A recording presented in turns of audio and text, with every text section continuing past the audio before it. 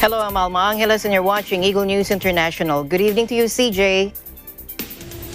Good evening, Alma, and good evening to everyone joining the broadcast. Here are the headlines.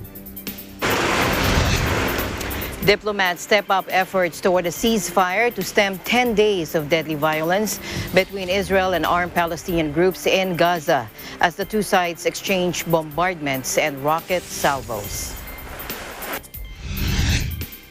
China on Thursday branded the United States an out-and-out security risk creator in the South China Sea after an American warship sailed through waters near the disputed Paracel Islands.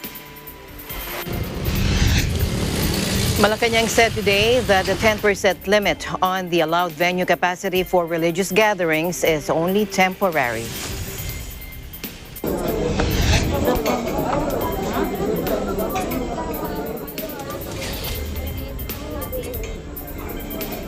And special hospital wards will be set up in India's capital, New Delhi, to fight the black fungus, authorities said, as the life-threatening infection surge among virus patients.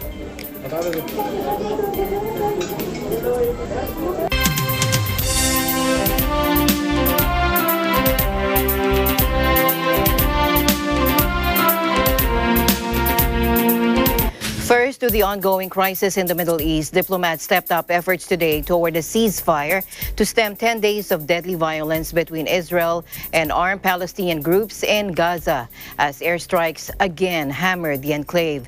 Israel said it takes all steps to avoid civilian casualties, including by phoning residents to warn them of imminent strikes, and blames Hamas for placing weapons and military sites in densely populated areas. Take a look. Democracies have a choice.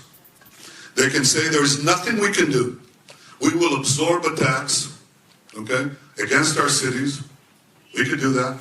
Or we could level the cities. But this is not our response to the firing of thousands of rockets on our cities. We do something different. We try to target those who target us with great precision. A column of gray smoke billowed above Gaza after a night in which families cowered in fear from the bombing, while the Israeli army said some 70 rockets were fired from Gaza toward Israel, sending residents fleeing into bomb shelters.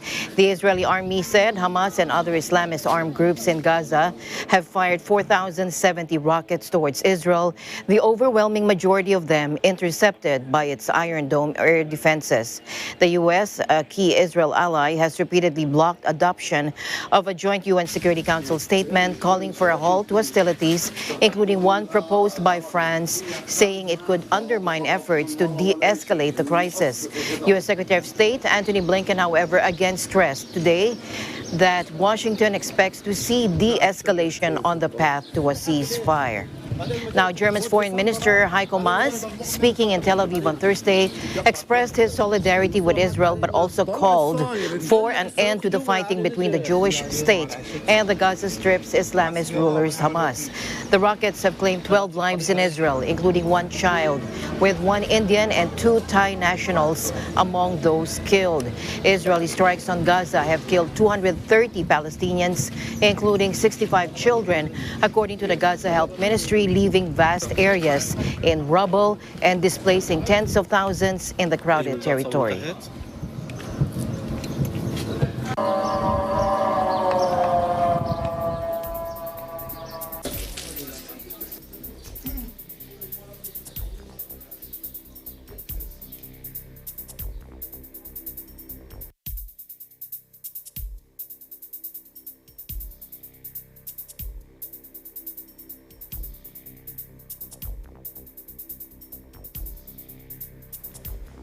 Meanwhile, Palestinian President Mahmoud Abbas pledged to hold Israel accountable in the international court following the Jewish state's airstrikes and rocket fire on the Gaza Strip during a conflict that has claimed more than 200 Palestinian lives and 12 people in Israel. Take a look. وسوف لن نتهاون في ملاحقة مرتكبي هذه الجرائم أمام المحاكم الدولية. إن عملنا منصب اليوم على وقف العدوان الإسرائيلي على شعبنا في القدس والضفة الغربية وقطاع غزة. Meanwhile, the UN Rights Council said today it would hold a special session on the situation in the occupied Palestinian territories. The session planned for next Thursday will address the grave human rights situation in the occupied Palestinian territory, including East Jerusalem, according to the Council in a statement. The session was requested by Pakistan, which is the coordinator of the Organization of Islamic Cooperation and the Palestinian Authorities. It'll be the 30th extraordinary meeting of the UN Stop Rights body since its creation 15 years ago. The UN didn't immediately say how many of the Geneva-based Council's 47 member states had backed the call, but at least a third must come out in support for a special session request to be granted.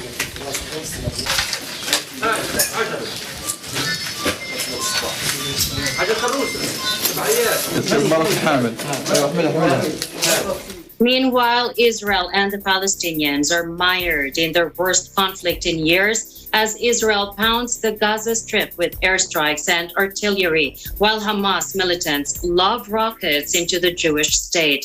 This comes after days of clashes between Palestinians and Israeli forces or security forces in East Jerusalem, sparked by a years-long bid by Jewish settlers to take over Arab homes and by protests culminating in Israeli forces storming the flashpoint Al-Aqsa Mosque compound. Here's a look at the events leading up to the recent escalation.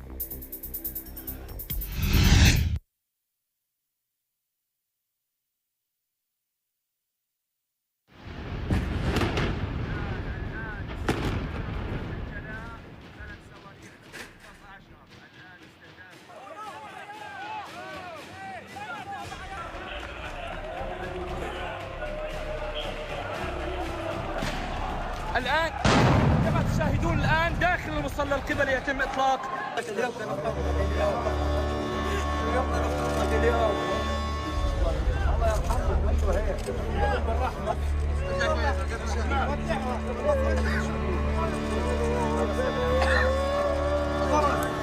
حرب اللي صار، حرب شنيعة اللي صارت. احنا قاعدين في البيت ما فيش اي حاجة، يعني قاعدين في البيت احنا فجأة الدنيا قامت.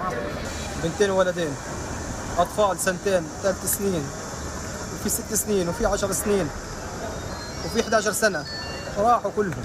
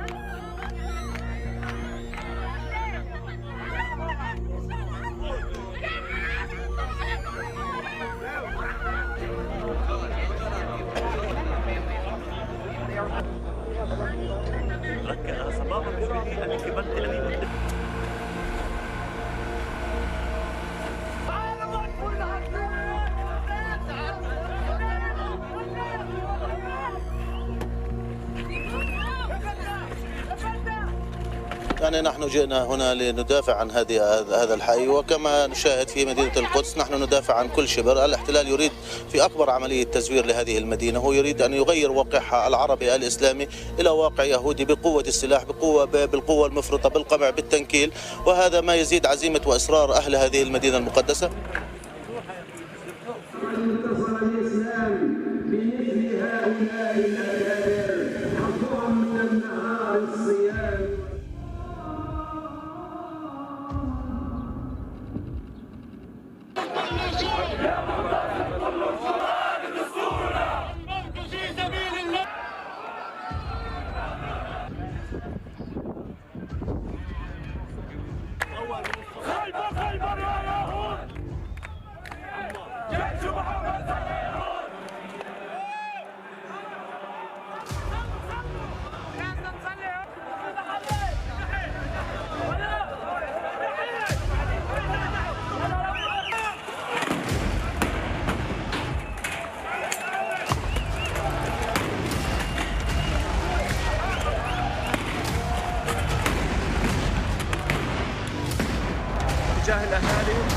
تطلق قنابل الصوت داخل المصلى القبلي. الآن قوات الاحتلال تطلق قنابل الصوت.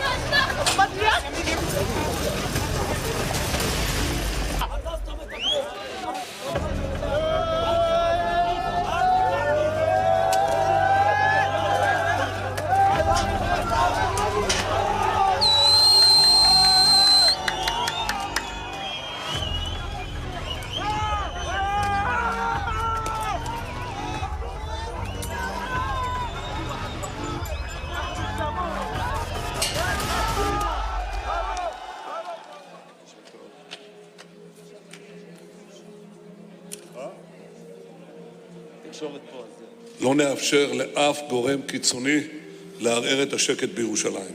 נשליט בחוק וסדר, בתקיפות ובאחריות. נמשיך לשמור על חופש הפולחן לכל הדתות, אבל לא נאפשר הפרות סדר אלימות. באותה נשימה אני אומר לארגוני הטרור, ישראל תגיב בעוצמה על כל מעשה תוקפנות לרצועת עזה.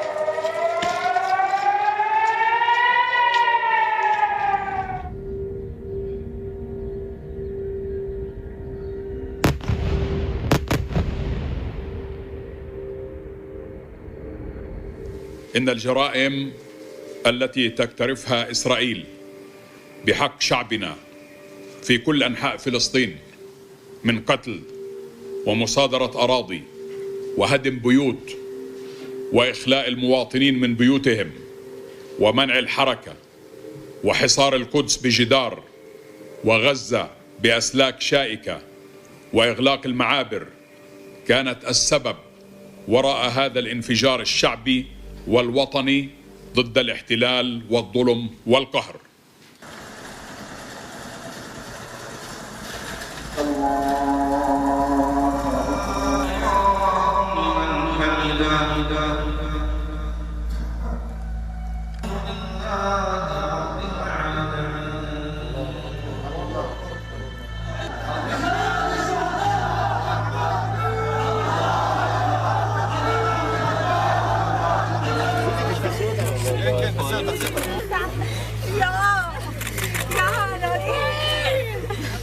זה קרה היום בלילה, בשעה 2, כשהיו ברצף כמה אזעקות.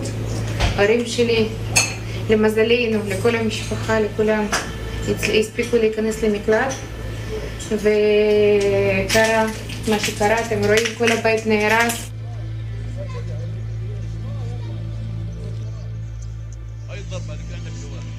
يعني حسيناه كأنه فيلم رعب وأمر من فيلم رعب. تشوف تطلع الشرر يعدي في الدار، القصف والمجر، مش قادرين نتحرك، مش قادرين نطلع.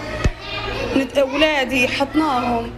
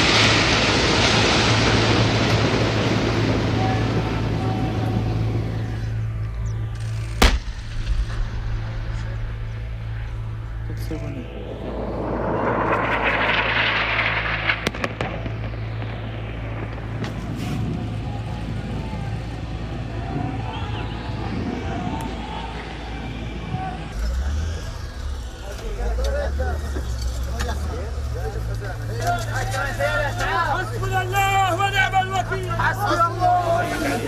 يلا بسم الله. خلاص خلاص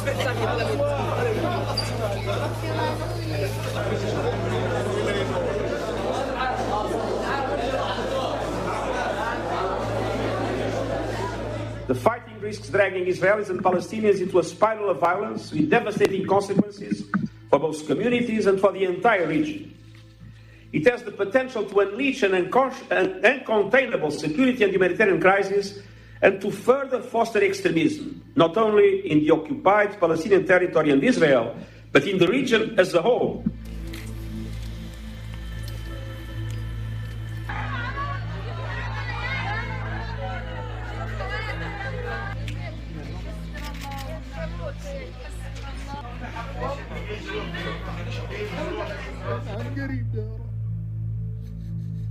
يا رب تجمعنا فيهم عن قريب.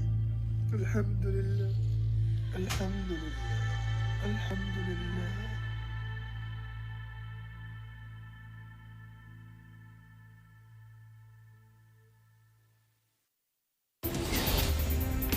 And the news continues here on Eagle News. We'll be right back.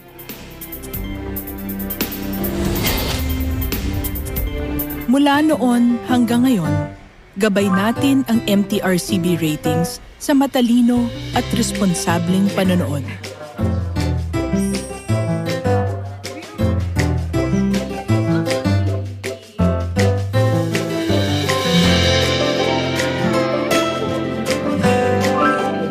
Sa tamang pagsunod sa MTRCB ratings, ginagawa nating ligtas at makabuluhan ang panonood ng bawat miyembro ng pamilyang Pilipino.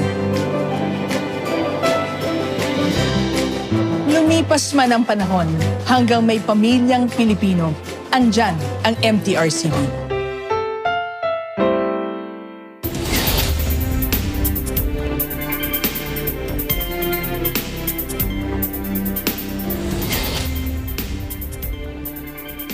Welcome back to the news. Special hospital wards will be set up in India's capital, New Delhi, to fight black fungus, authorities said, as the life-threatening infection surged among coronavirus patients. A rare disease in normal times, authorities say thousands have developed mucormycosis or black fungus across India as it battles a COVID-19 wave that has killed more than 100,000 people in the past month. Some doctors say the high use of steroids to combat the coronavirus has caused the black fungus explosion. The disease kills more than 50% of sufferers within days. In some cases, eyes and upper jaws are removed by surgeons to stop the spread of the infection. New Delhi's Chief Minister Arvind Kejriwal said special wards would be set up at 3 hospitals to handle the increased number of black fungus cases. There are more than 200 black fungus patients in New Delhi hospitals, with dozens on waiting lists for beds, according to media reports. The Rajasthan and Telangana states have declared black fungus epidemics. Maharashtra state alone has reported more than 2,000 cases. Black fungus is caused by organisms called mucormycetes, which can enter the body through breathing or skin injuries. These are naturally present in soil and contain water, but once inside human, they can infect air pockets behind the forehead, nose, cheekbones, and between the eyes and teeth. Coronavirus patients with diabetes and a weakened immune system are particularly prone to black fungus.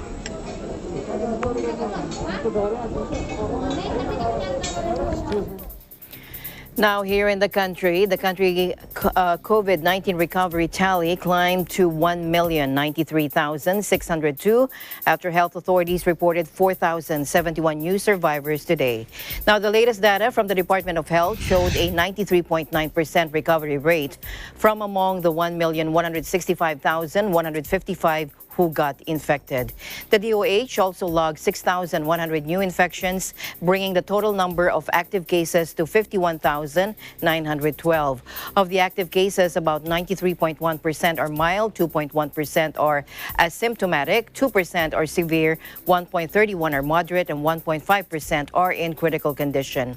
There were also 135 new deaths, pushing the death toll to 19,641, or 1.69% of total cases. President Duterte on Thursday approved the easing of some coronavirus restrictions in the capital and nearby provinces. The quarantine status of Metro Manila and the adjacent provinces will be reviewed before the end of the month, May 31. And the public is always reminded to stay at home and to observe minimum health standards when going out.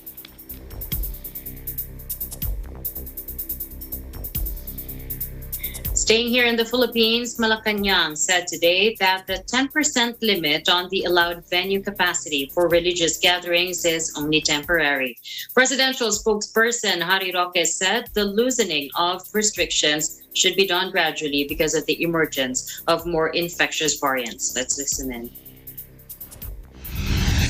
Well, nung huling nagpulong ang IATF tungkol dito, ang decision nga po ay heightened GCQ. At ito po yung pagkakaiba ng heightened GCQ sa ordinaryong GCQ. Kasi sa ordinaryong GCQ, 30% po pwede. Pero under heightened GCQ, at ito po yung alinsunod sa pulisiya na unting-unti natin buksan ng ating ekonomiya dahil di nga tayo sigurado kung gaano na yung extent ng prevalence ng mga bagong variants, lalong-lalo na yung Indian variant, minabuti natin na hanggang 10% muna po ang ating mga religious gatherings. No? Huwag po kayo mag-alala dahil ito'y panandalian lamang. Ito po ay intermediate, no, between our transition from MECQ to GCQ. So, unti-unting pagbubukas lang po.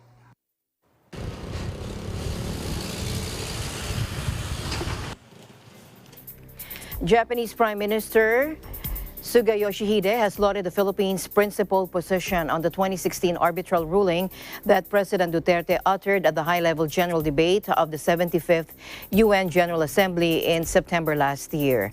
The Japanese Prime Minister conveyed his appreciation in a productive 20-minute phone conversation with President Duterte on Wednesday. In his maiden speech before the UNGA virtual high-level meeting, to recall, President Duterte affirmed the Philippines' commitment on the peaceful settlement of the South China Sea dispute in accordance with the 2016 Permanent Court of Arbitration's ruling that rejected China's expansive maritime claims in the disputed territory. President Duterte, meanwhile, stressed the need for nations to cooperate on promoting maritime domain awareness, maritime security and safety, freedom of navigation and overflight, and maritime connectivity and commerce. Both leaders agreed to work closely to ensure security and stability in the region under the rule of law. And to secure the area against piracy, terrorism, and other transnational crimes, President Duterte also stressed the importance of continuing cooperation in the Sulu and Celebes Sea. The two leaders then stated their intent to ramp up cooperation in these waters. President Duterte said on Monday night if former Senator Antonio Trillanes IV refuses to speak about his role as the country's back-channel negotiator between the Philippines and China during the 2012 standoff at Scarborough Shoal, maybe former Philippine ambassador to China, Sonia Brady, may shed light on the issue. Duterte made this remark after former Senator Juan Ponce Enrile, during his visit to Malacanang upon the invitation of the president, questioned Trillanes' role in the negotiations between the two countries. Former Senator Enrile also pointed out that Trillanes had bypassed Brady at the time and then Foreign Affairs Secretary Albert Del Rosario in his back-channeling with China. Take a look. The mystery, Mr. President, to me was why Trillanes and not someone else? From the Foreign Service. Why Trillanes? Of the senators who were incumbent at the time, why was Trillanes selected as the negotiator for Aquino? And where did Trillanes get the influence over some authorities in Beijing in those days? Kinontak tayo ni Senator Trillanes at nasa China siya at that time at nilapitan siya, tinanong yung posibilidad kung pwede siyang maging back channel nga. Maybe he should explain to the nation how he got that kind of an influence to be able to reach out to the higher-ups in China. Not just anybody can talk to any member of the Politburo of China.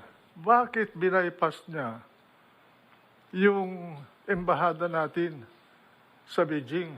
At sa impression ko, pati si Del Rosario, nakalihim ng Foreign Affairs noon, ay binaypas din niya.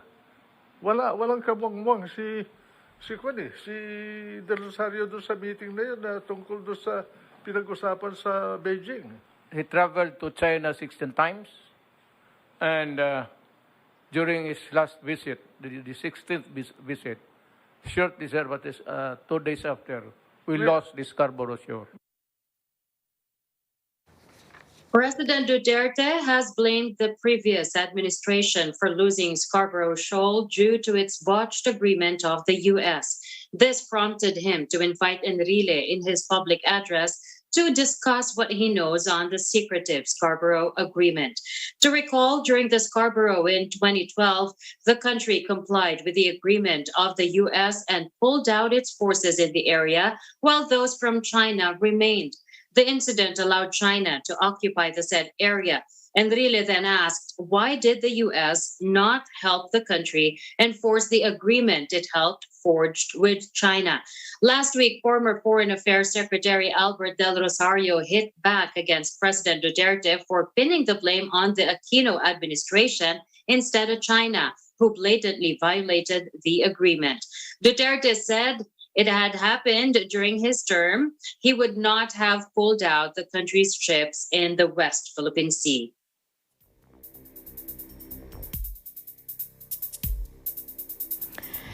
Meanwhile, China today branded the United States an out-and-out security risk creator in the South China Sea. This after an American warship sailed through waters near the disputed Paracel Islands. Take a look. 美方未经中国政府允许，擅自进入中国西沙群岛海域，侵犯了中国主权和安全，破坏了南海地区和平与稳定。中方对此表示坚决反对。中方敦促美方立即停止此类侵权挑衅行为，并将继续采取必要措施，坚定捍卫国家主权和安全，维护南海和平稳定。Tensions in maritime waters claimed by both China and many of its neighbors have ratcheted up recently, with Beijing staging live fire drills and sending hundreds of fishing vessels to a reef claimed by the Philippines. China's military said the USS Curtis Wilbur, a guided missile destroyer, was warned and driven away from the contested waters near the islands, which are claimed by China. U.S. actions increase regional security risks, which easily causes misunderstandings, misjudgments, and unforeseen maritime incidents, People's Liberation Army Southern Theater Command spokesman Colonel Tian Junli said in a notice posted on social media. Beijing on Wednesday had chastised Washington for sailing the USS Curtis Wilbur through the Taiwan Strait earlier this week. The U.S. 7th Fleet described it as a routine transit. The United States frequently conducts what it calls freedom of navigation operations in the Flashpoint waterway.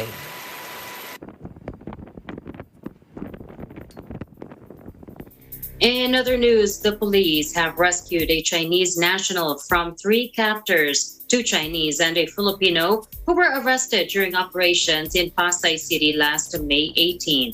On Thursday, Colonel Rodolph Dimas, Philippine National Police Anti-Kidnapping Group Acting Director, identified the victim as Sun Xialin, 27 years old.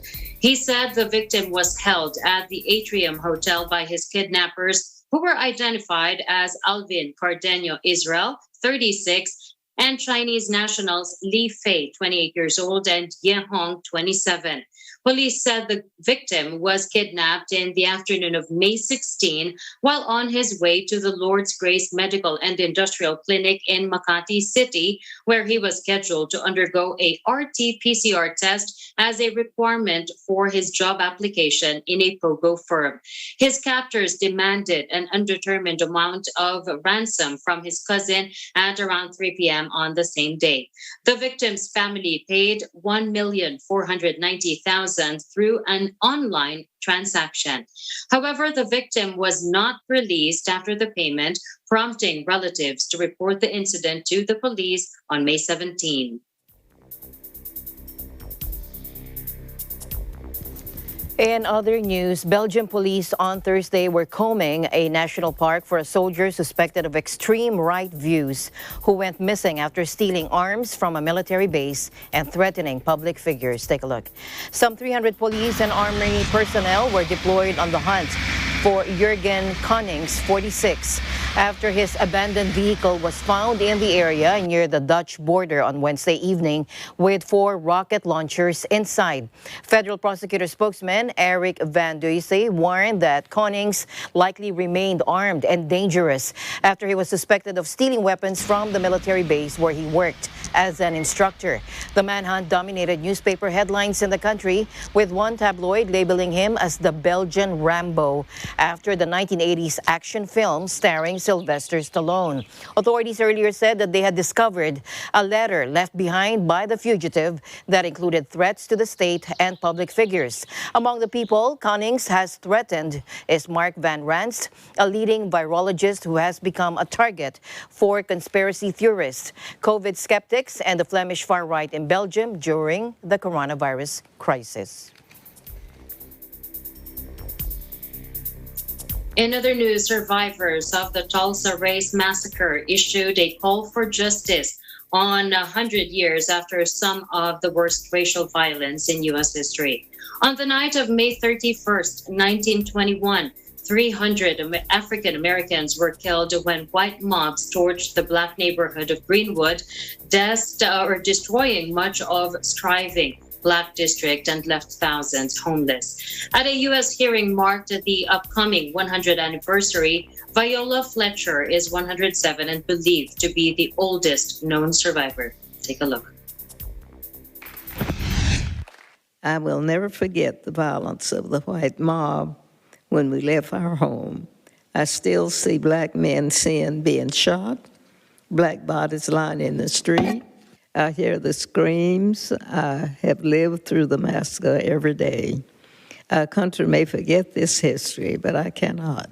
I'm asking that my country acknowledge what has been happened to me, the traumas and the pain, the loss, and I ask the survivors and descendants to be given the chance to seek justice. Because of the massacre, my family was driven out of our home. We were left with nothing. We were made refugees in our own country. In 2001, a commission created to study this tragedy concluded that Tulsa authorities themselves had armed some of the white rioters. Attorneys for massacre victims and their descendants are now suing the city. Congressman Hank Johnson announced he was introducing legislation creating a federal system of action for claims related to the Tulsa massacre.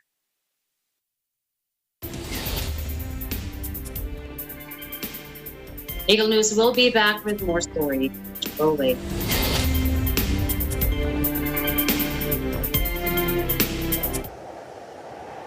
Innovation, digital disruption, globalization. Startups, micro, small, and medium enterprises, as well as large corporations, all face interesting challenges in the market today. Peek into the world of exciting opportunities and partnerships to drive growth with the latest business news and information. We are open for business. Your weekly dose of entrepreneurial inspiration to update you on the latest developments in the world of business. Get up close and personal with CEOs and thought leaders to help you discover valuable insights. Sharpen your instincts for smart decision-making with the latest markets and economic trends, disruptive ideas, global innovation, social entrepreneurship, and other leading-edge business ideas. Join the conversations to create a more vibrant environment for entrepreneurship. Catch Open for Business, from vision to action.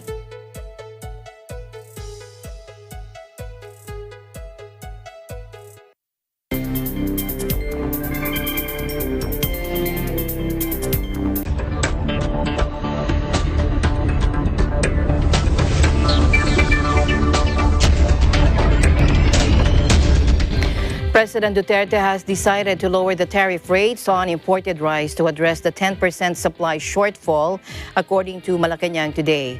Now this after several senators raised concern over the president's decision to impose a temporary reduction of rice tariffs. Take a look. Noong Abril nung isang taon na nakalipas, nung tayo nag-lockdown din, tayo po ay hindi sapat yung ating bigas at ninais po natin mag-angkat galing sa Vietnam. Nahirapan po tayo mag-angkat sa Vietnam. Nung una, nagkaroon ng pulisiya ang Vietnam at ibang mga rice exporting countries na dahil nga sa pandemya, nais nila munang unahin yung kanilang rice security sa kanilang mga bansa. No? Eventually, naka-import din po tayo, pero ito'y matapos. Tawagan mismo ng ating presidente, ang Prime Minister ng Vietnam, at sa presyong mas mataas. Ang iniiwasan lang po natin, bagamat meron po tayong napakataas na ani ng bigas ngayon, meron pa rin po tayong shortfall na mga 10%. Ang iniiwasan natin nga is yung maapektuhan yung ating rice security, kaya ibinaba po natin ng bahagya lamang, no?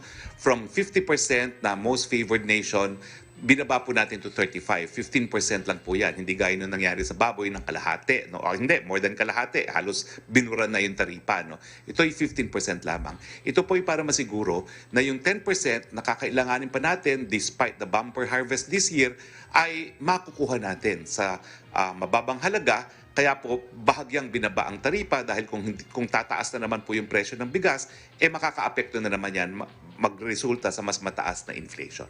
So again po, paunawa po sa ating mga producers, pero hindi naman po tayo mag-aangkat sa panahon ng harvest. Aantayin muna po natin na matapos ang harvest nang sa ganon, hindi maapektuhan ang presyo ng bentahan ng mga magsasaka sa merkado.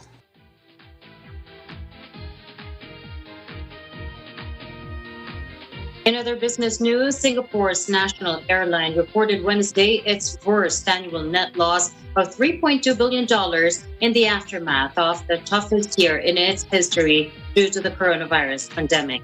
The airline industry has been hammered hard by recurring waves of infections worldwide, which have grounded air travel as governments restrict movement to halt the surges. Singapore Airlines said late Wednesday that it suffered a net loss of 4.3 billion Singapore dollars or $3.2 billion for the financial year ended March 31, widening the previous year's $212 million net loss. Waves of infections and the emergence of more virulent strains of the virus caused passenger traffic to tumble almost 98%. Cargo revenues cushioned the decimation of the passenger business, the carrier said, with vaccine transportation seen as a major boost, with the firm well positioned to extend its Asia-Pacific jab shipments. International Air Transport Association, or IATA, said the global aviation industry suffered an estimated net loss of $126.4 billion last year due to the pandemic.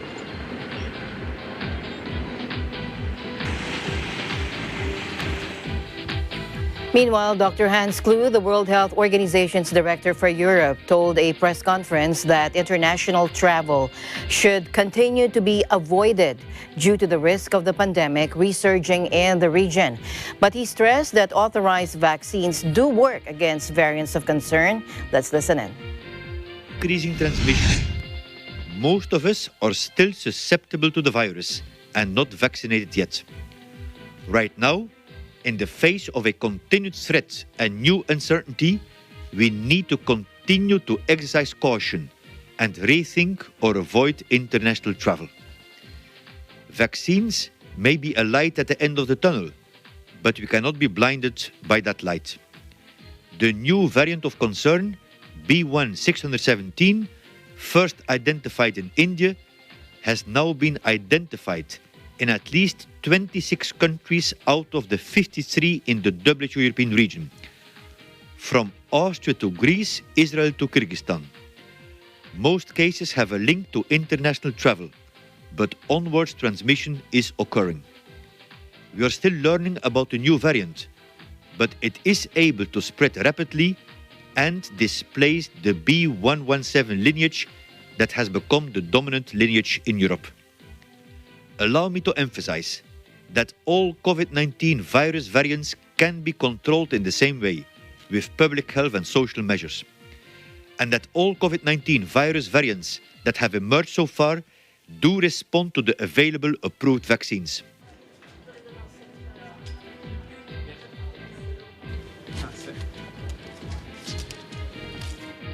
South Floridian Beatrice Eddy keeps her home's belongings packed and ready to go. She hasn't paid rent in several months and expects an imminent eviction.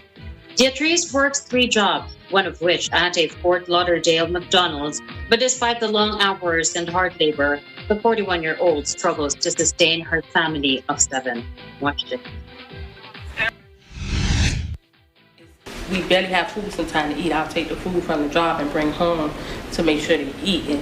And right now, I'm under eviction right now. And now, unfortunately, I'm working 3 jobs, and I don't spend time with my family at all.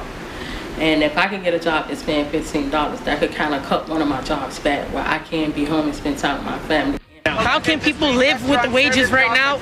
Absolutely no way. Because things are getting even more expensive. Things are inflating, and it's not easy. We have families that we got to take care of. We have ourselves that we got to take care of. Put 15 on our check. We said we work, we sweat. Put 15 on our check. There are several co-workers in a protest planned in 15 U.S. cities to demand a minimum $15 hourly wage for all McDonald's workers. At that moment, many employees of the mega fast food chain earn only $8.50 an hour. Makes $8,000 every hour. You're lying to us.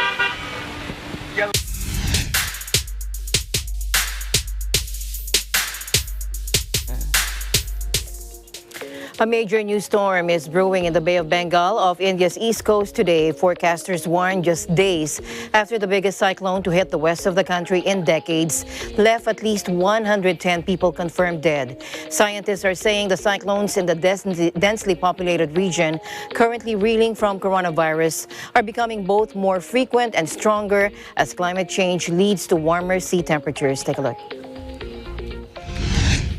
One of the reasons that we are seeing more storms and cyclones in the tropical regions, especially regions like Arabian Sea and all, is because of ocean warming, rapid ocean warming. That has resulted in this sudden spurt of storms and cyclones forming over the Arabian Sea in the recent decades, and that means we need to be better prepared for the West Coast.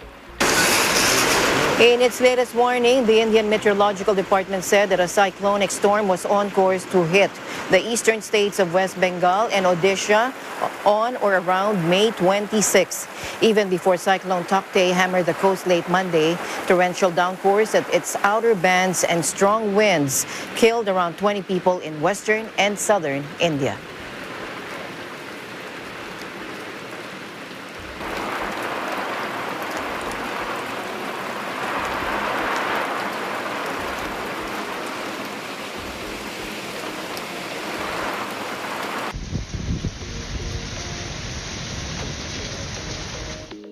In other environment news, the Arctic warmed 3 times faster than the planet as a whole between 1971 and 2019, a higher rate than previously thought, according to a scientific report.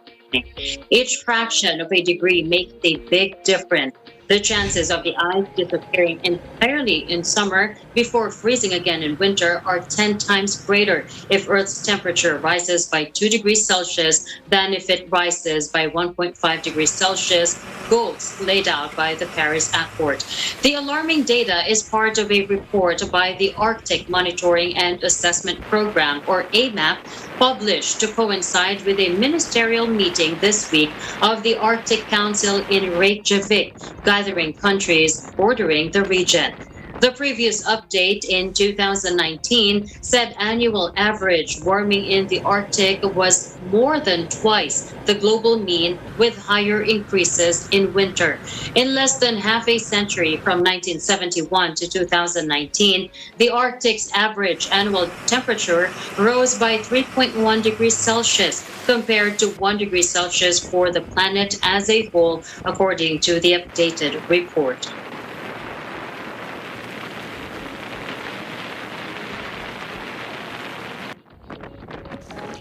In other climate stories, the European Space Agency said today a huge iceberg, the world's largest, has broken out from an ice shelf in Antarctica and is floating through the Weddell Sea. Take a look.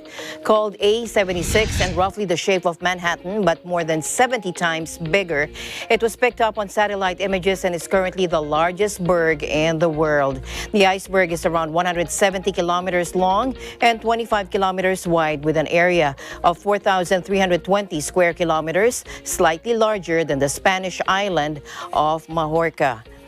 Now, the berg, which broke off the western side of the Ron ice shelf, was originally spotted by the British Antarctica Survey and confirmed using images from the Copernicus satellite. Earth's average surface temperature has gone up by 1 degree Celsius since the 19th century, enough to increase the intensity of droughts, heat waves, and tropical cyclones.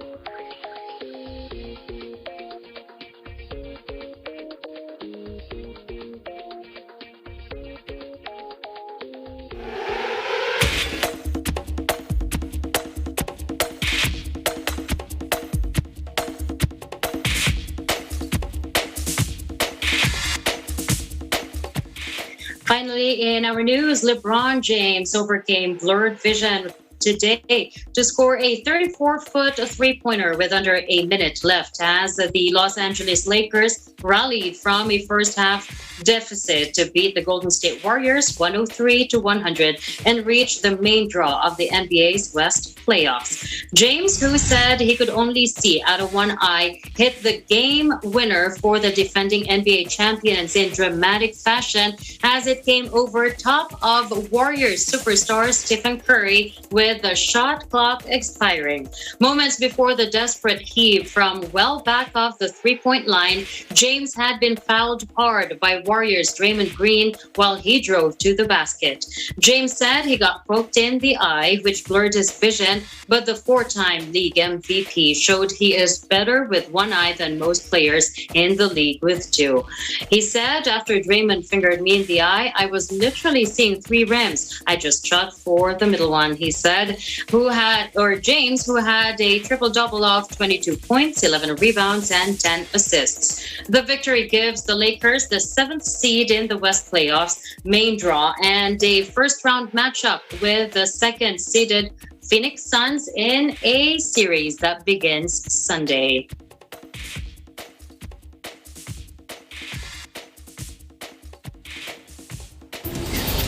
Ouch, that he got broken. Touched me watching that game earlier today. But 57 points for Steph Curry, not bad.